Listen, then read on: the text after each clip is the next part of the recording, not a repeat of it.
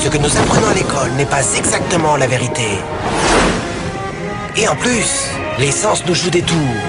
On doit se demander, quelle est la réalité dans laquelle on se trouve?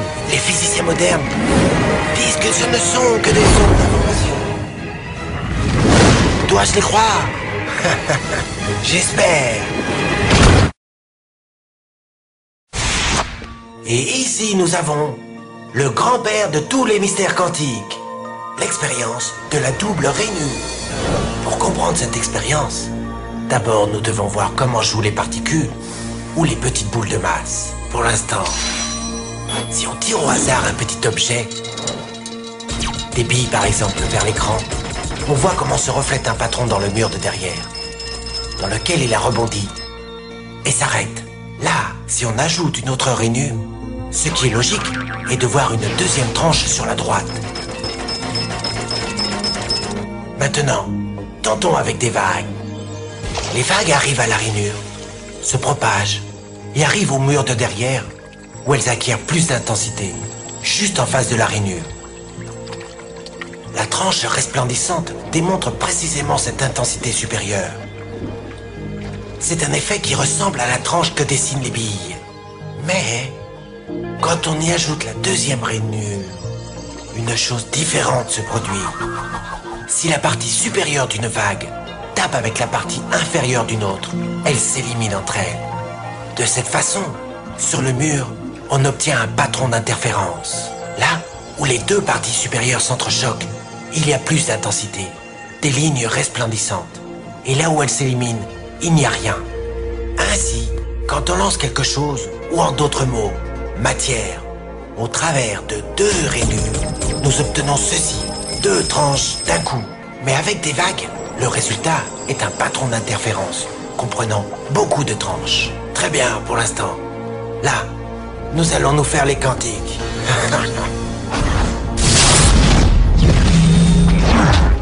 Un électron est un tout petit morceau de matière, comme une toute petite bille. Lançons une rafale au travers d'une rainure. Elle se comporte comme les billes, seulement une tranche. Si nous lançons ces tout petits bouts au travers des deux rainures, deux tranches devraient se dessiner comme c'est le cas des billes. Quoi? Un patron d'interférence? Nous avons lancé des électrons, des petits bouts de matière, mais on dirait un patron avec les vagues, et non pas comme avec les billes. Comment des bouts de matière peuvent-ils générer des patrons d'interférence, comme une vague? Cela n'a pas de sens. Mais les physiciens sont très intelligents. Ils ont pensé, peut-être les petites balles rebondissent les unes contre les autres et créent ce dessin. Donc, ils décidèrent de lancer les électrons un par un. Ainsi, ils ne pouvaient pas se porter préjudice les uns aux autres. Mais ils ont tenté le coup pendant 1 heure et ont vu le même patron d'interférence se créer. Nous ne pouvons pas ignorer la conclusion. Chaque électron part comme une particule, devient une onde de possibilités, passe par les deux rainures et interfère avec lui-même, jusqu'à ce qu'il tape le mur comme une particule. Mais mathématiquement, c'est encore plus curieux. Elle passe par les deux rainures et par aucune d'entre elles. Elle passe par une et passe par l'autre. Toutes ces possibilités sont superposées les unes avec les autres. L'expérience déconcerta énormément les physiciens, au point qu'ils décidèrent de regarder avec attention pour décider par quelle rainure l'électron passait-il en réalité. Ils ont mis un dispositif de mesurage juste à côté de l'écran des deux rainures pour voir par laquelle elle passait. Et ils lancèrent l'électron. Mais le monde quantique est beaucoup plus mystérieux de ce qu'ils pouvaient imaginer. Quand ils regardèrent, l'électron recommença à se comporter comme une petite bille. Il dessinait un patron de 2 tranches et non pas un patron d'interférence. La même action de mesurer ou observer par quelle rainure elle passait a fait qu'elle ne passe plus que par une et non pas par les deux. L'électron décida d'agir de façon différente, comme s'il était conscient qu'on l'observait.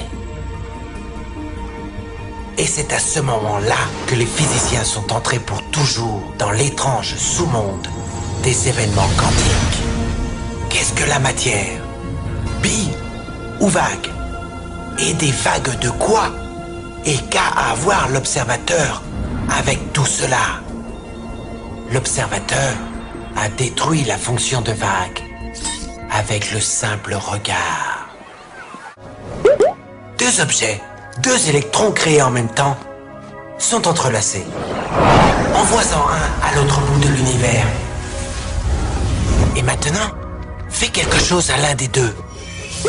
L'autre réagira à l'instant. À l'instant. Ou l'information voyage à une vitesse infinie. Ou, en réalité, elles sont toujours connectées.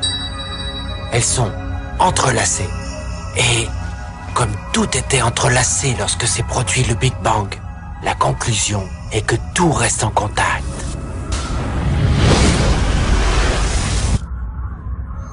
L'espace n'est que le conduit qui nous donne l'impression qu'il y a des objets séparés. Nous sommes-nous suffisamment enfoncés dans le terrier ?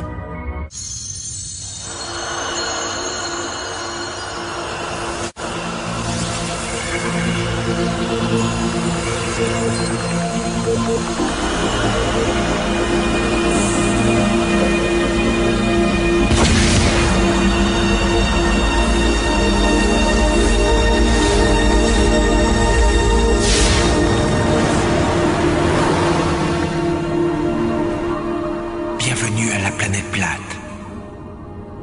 Un monde fait uniquement en deux dimensions. Exclusivement vers l'avant et vers l'arrière, à droite et à gauche. Dans ce monde, il n'y a pas de haut et bas. J'ai demandé à Ray où est Toti, et il m'a dit qu'il était sorti. D'où sort cela? Mais qu'est-ce que ça peut bien être? Dans ce monde, les êtres bidimensionnels qui y vivent ne peuvent pas penser à des objets tridimensionnels. Les habitants bidimensionnels de la planète plate ne peuvent pas vraiment comprendre un cube, une sphère, un tétraèdre ou vous-même. Dans une perspective bidimensionnelle, mon doigt tridimensionnel se voit plus ou moins comme cela. Mais dis donc, qu'est-ce que c'est que ça? Courez, courez!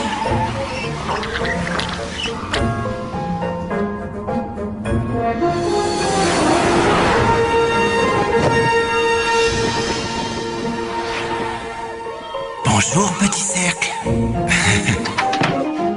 La peur de l'inconnu, ou encore mieux, à ce que tu ne connais pas encore, c'est une énigme. Si nous ne voyons que ce que nous connaissons, comment pourrait-on voir quelque chose de nouveau? L'inconnu, comment arrivons-nous à sortir de notre boîte? Bonjour, petit cercle. N'aie pas peur. Qui a parlé? Où es-tu? C'est la partie la plus difficile à expliquer. Je suis dans une autre dimension, dans un autre espace. Je suis au-dessus de toi. Non! N'utilise jamais ce mot. Jamais! Quel mot? Celui qui commence par As. Au-dessus? Il est interdit. Eh bien, ça veut dire quoi d'après toi? Je ne sais pas. Et je ne veux pas le savoir. Si tu utilises ce mot, tu peux recevoir une punition très sévère. Es-tu un fantôme? J'espère pas. J'ai juste une perspective différente à la tienne. Je peux voir les choses différemment à toi. Ah oui? Prouve-le-moi. Bon, d'accord. Tu as un coffre-fort dans la remise. Dedans, il y a 12 pièces, un testament et un passeport. Comment tu sais ça? Qui es-tu? Es-tu un dieu? En fait, pas plus que toi. Regarde, comme je suis au-dessus de toi, dans la 3e dimension, je peux voir l'intérieur des choses de ton monde. Dans la 3e dimension? Tu es un fantôme cinglé. Il n'y a que 2 dimensions. Regarde. Et si je veux toucher la partie intérieure de ton estomac, comment dois-je faire? Tu devras me couper la peau, sinon c'est impossible.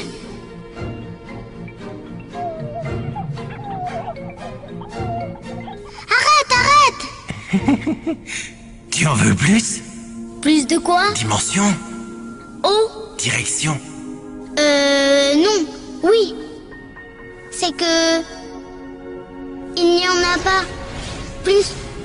Que m'arrivera-t-il? En quoi vais-je me transformer? Tu dois te transformer pour le savoir. D'accord. Excellent.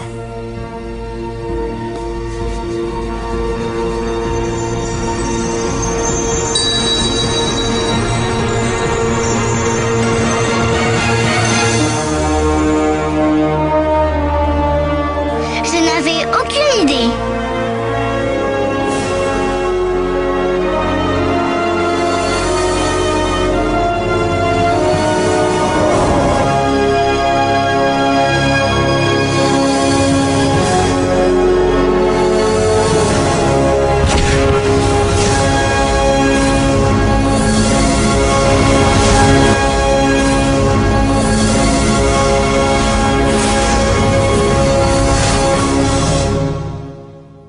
C'est curieux, n'est-ce pas? Ce qui nous effraie le plus nous donne ensuite le plus d'émotions.